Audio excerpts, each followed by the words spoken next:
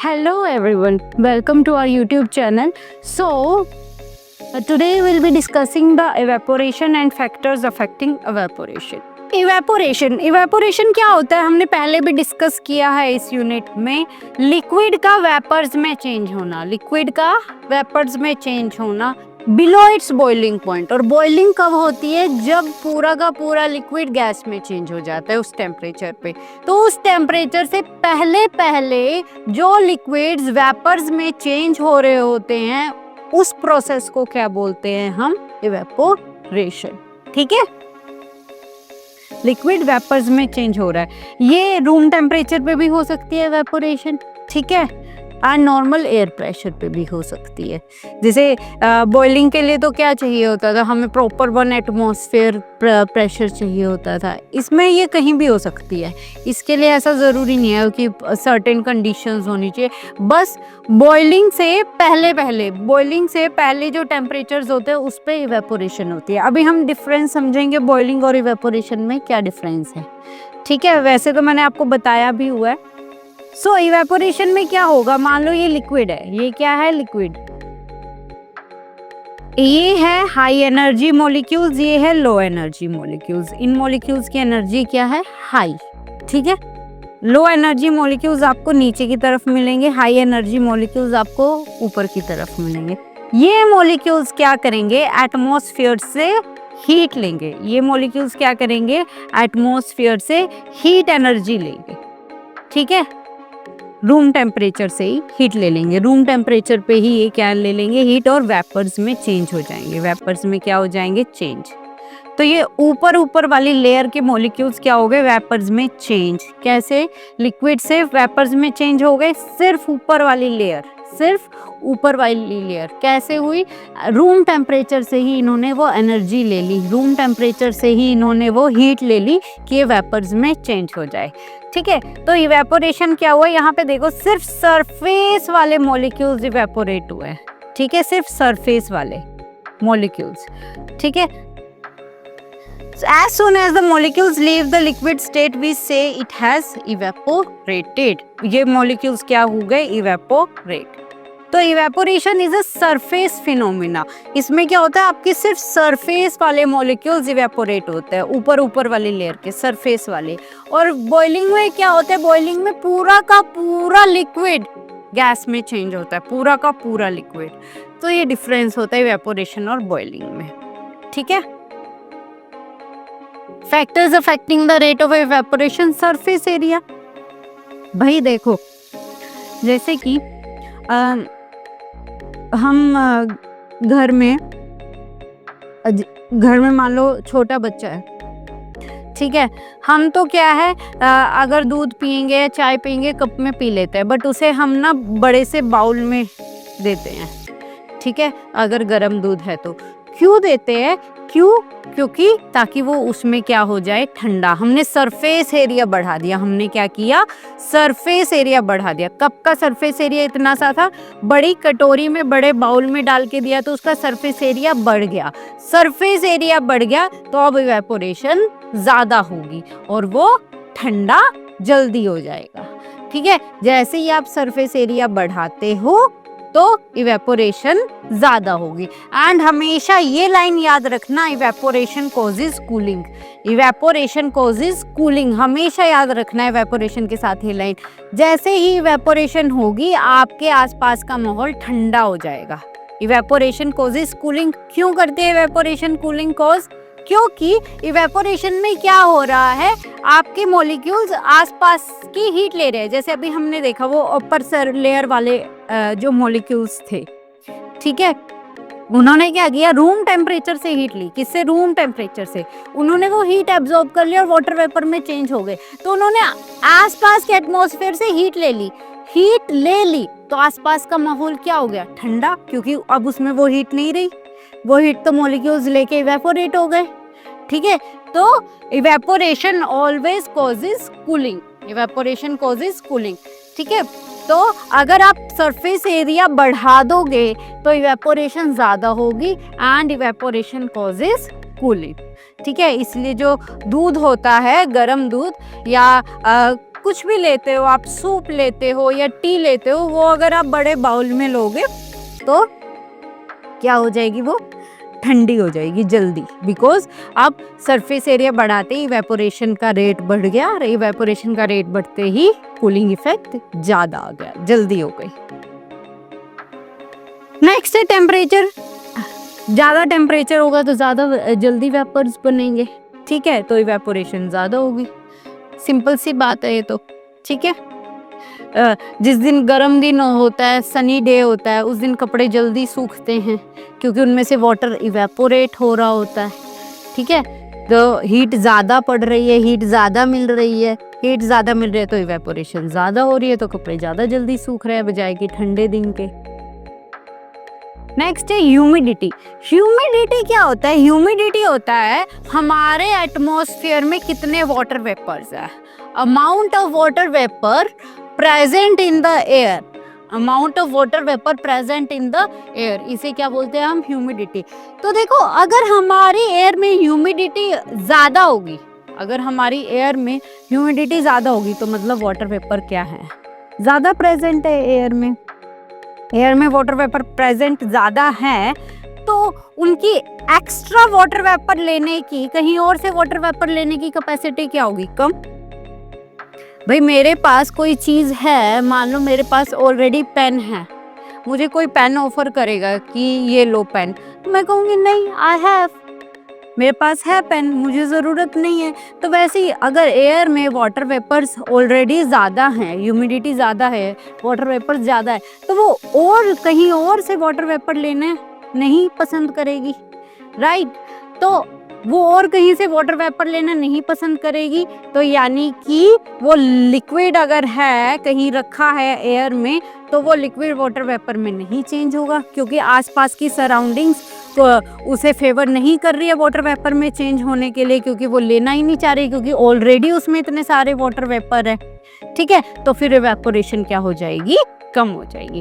तो अगर ह्यूमिडिटी ज्यादा है आसपास की एयर में, वाटर वेपर ज्यादा है, तो इवेपोरेशन कम होगी, इवेपोरेशन कम होगी। क्यों होगी कम? क्योंकि ऑलरेडी वाटर वेपर ज्यादा है, वो और ज्यादा वाटर वेपर लेना पसंद, एयर कहीं और से लेना पसंद नहीं करेगी, तो आपका जो लिक्विड है वो वेपर्स में चेंज नहीं होगा, ठीक है। तो अगर ह्यूमिडिटी ज्यादा है तो इवेपोरेशन कम होगी। नेक्स्ट है विंड स्पीड। देखो, अगर ज्यादा तेज हवा चल रही है तो कपड़े क्या होंगे? ज्यादा जल्दी सूखेंगे, तो इवेपोरेशन ज्यादा होगी, सिंपल सी बात है, ठीक है। तो अगर विंड स्पीड ज्यादा है तो इवेपोरेशन ज्यादा होगी, अगर विंड स्पीड ज्यादा है तो इवेपोरेशन ज्यादा होगी।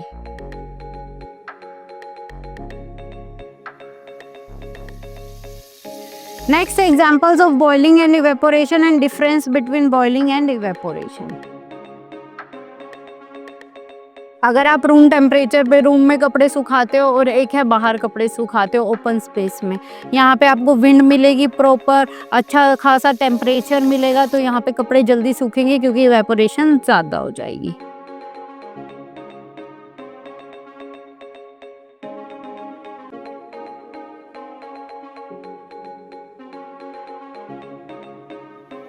नेक्स्ट है, अगर सड़क में गड्ढा हो रहा है, पडल है, ठीक है, तो बारिश आएगी वो भर जाएगा, ठीक है। उसके बाद क्या होगा? नेक्स्ट डे कोई रेनफॉल नहीं आई, ठीक है, गड्ढा था सड़क में, एक पडल था, तो रेन आई वो भर गया, ठीक है। उसके बाद नेक्स्ट डे कोई रेन नहीं आई, ठीक है, तो वो गड्ढा क्या हो गया? पानी क्या हो गया उसमें से कम? क्या हुआ? वो पानी इवेपोरेट हो गया, ठीक है, वो वाटर क्या हो गया? इवेपोरेट हो गया, ठीक है।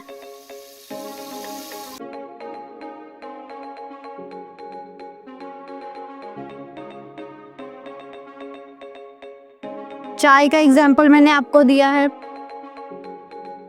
Why do we pour hot tea in saucer? आप बॉल में डाल के क्यों पीते हो, सॉसर में डाल के क्यों पीते हो इसमें? क्यों? ताकि वो ठंडी हो जाए। आपने सरफेस एरिया बढ़ा दिया। आपने क्या किया यहाँ? सरफेस एरिया बढ़ा दिया सॉसर में डालकर, ठीक है। और more the surface area more the rate of evaporation and evaporation causes cooling.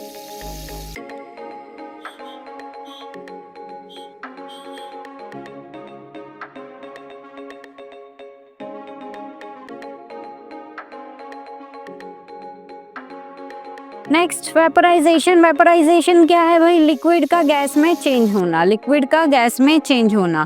Vaporisation के दो पार्ट होते हैं, बॉइलिंग और इवेपोरेशन। दोनों हमने साइड बाय साइड पढ़ लिए हैं। अब हम इनमें डिफरेंस देख लेते हैं। बॉइलिंग। बॉइलिंग के लिए आपको एक्सटर्नल हीट, अलग से बर्नर की हीट देनी पड़ती है, बट इवेपोरेशन रूम टेम्परेचर पे भी हो सकती है। एक्सटर्नल हीट की रिक्वायरमेंट नहीं है, ठीक है। ये बल्क फिनोमिना है। बॉइलिंग होती है नीचे से ऊपर तक सारे मॉलिक्यूल्स के, लिक्विड्स के सारे मॉलिक्यूल्स की बॉइलिंग होती है। और इवेपोरेशन में क्या होता है? सिर्फ सरफेस वाले मॉलिक्यूल्स इवेपोरेट होते हैं, layer by layer. occurs only at surface. ये पूछा जाता है, boiling is a bulk phenomena and evaporation is a surface phenomena. ये बॉइलिंग किस पे डिपेंड करेगी? नेचर ऑफ लिक्विड पे डिपेंड करेगी एंड टेम्परेचर पे। जितना ज्यादा आप टेम्परेचर दे रहे हो उतना ज्यादा उतनी जल्दी बॉइलिंग होगी, ठीक है। लिक्विड के नेचर पे देखो, कुछ लिक्विड्स का बॉइलिंग पॉइंट कम होता है, कुछ का ज्यादा होता है। डिपेंड करेगा फोर्स ऑफ अट्रैक्शन पे, हमने पढ़ा हुआ है, ठीक है। हमने एग्जाम्पल भी लिया था। जिन लिक्विड्स के बीच में फोर्स ऑफ अट्रैक्शन, जिन लिक्विड्स के मॉलिक्यूल्स के बीच में फोर्स ऑफ अट्रैक्शन ज़्यादा होगी, वहाँ आपको टेम्परेचर ज़्यादा देना पड़ेगा, ठीक है। तो वहाँ बॉइलिंग पॉइंट ज़्यादा आएगा, ठीक है। और जहाँ लिक्विड्स के मॉलिक्यूल्स के बीच में फोर्स ऑफ अट्रैक्शन कम होगी, वहाँ थोड़े कम टेम्परेचर पे भी काम चल जाएगा, वहाँ बॉइलिंग कम टेम्परेचर पे ही हो जाएगी, ठीक है। इवेपोरेशन किस किस पे? Nature of liquid, surface area, wind speed, temperature, इन सब पे डिपेंड करती है। ये हमने अभी पढ़ी है। ह्यूमिडिटी।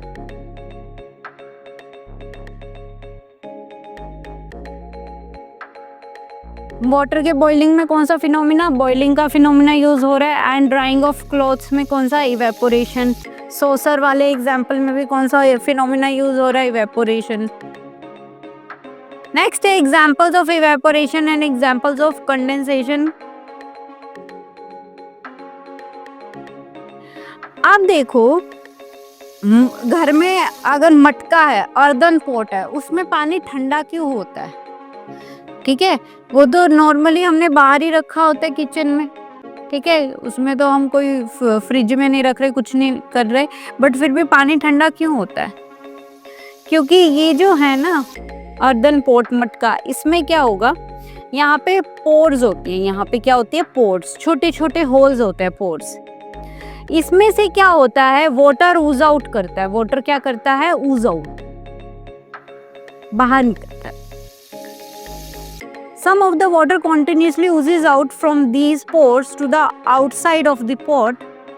अब ये जो वाटर ऊज आउट हो रहा है ना, ये क्या करता है? ये इवेपोरेट होता है। ये क्या होता है? इवेपोरेट। अब इवेपोरेट होने के लिए इसे हीट चाहिए। वो हीट कहाँ से ले रहा है? वो हीट इस मटके से ही ले रहा है। वो इस मटके से हीट लेता है और इवेपोरेट हो जाता है, क्योंकि होल्स है, होल्स में से वाटर बाहर निकलेगा। छोटे छोटे होल्स है, उसमें से वाटर बाहर निकलेगा ही, ठीक है। तो वो वाटर क्या करेगा? मटके से ही हीट लेगा, मटके के सरफेस से ही हीट लेगा और इवेपोरेट हो जाएगा। And evaporation causes cooling. अब मटके से हीट ली है तो मटका क्या हो गया? ठंडा हो गया। तो पानी क्या हो गया? अंदर का पानी, मटके के अंदर का पानी ठंडा।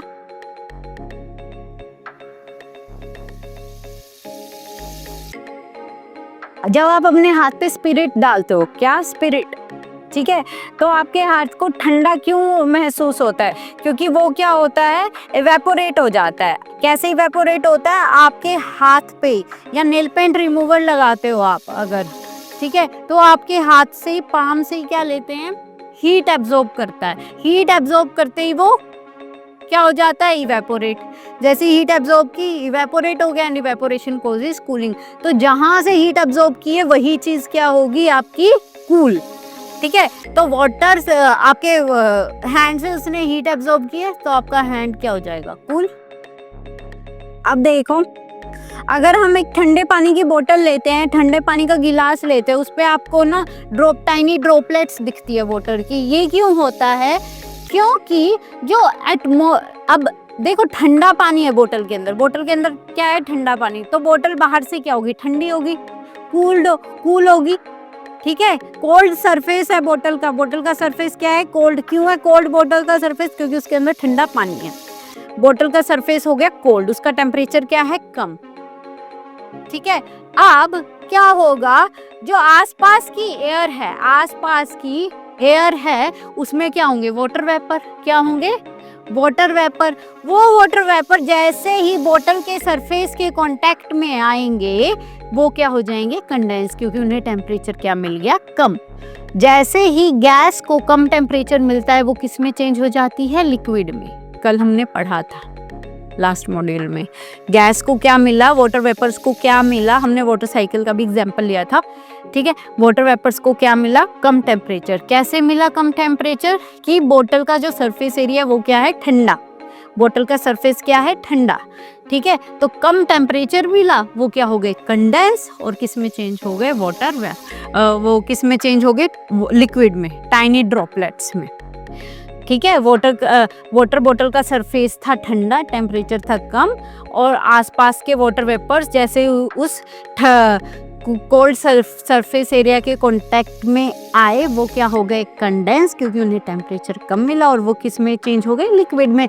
वो लिक्विड आपको टाइनी ड्रॉपलेट्स की फॉर्म में दिखता है।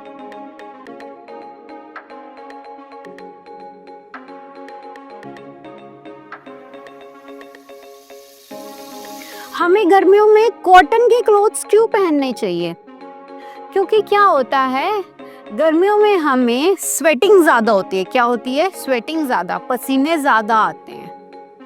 And cotton is a good absorber.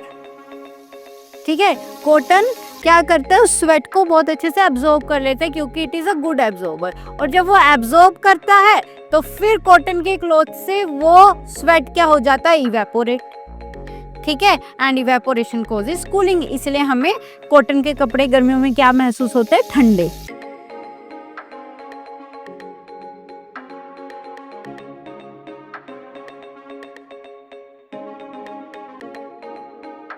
So we are done with our chapter 1. From next module we'll be starting the chapter 2, is matter around us pure. Thank you.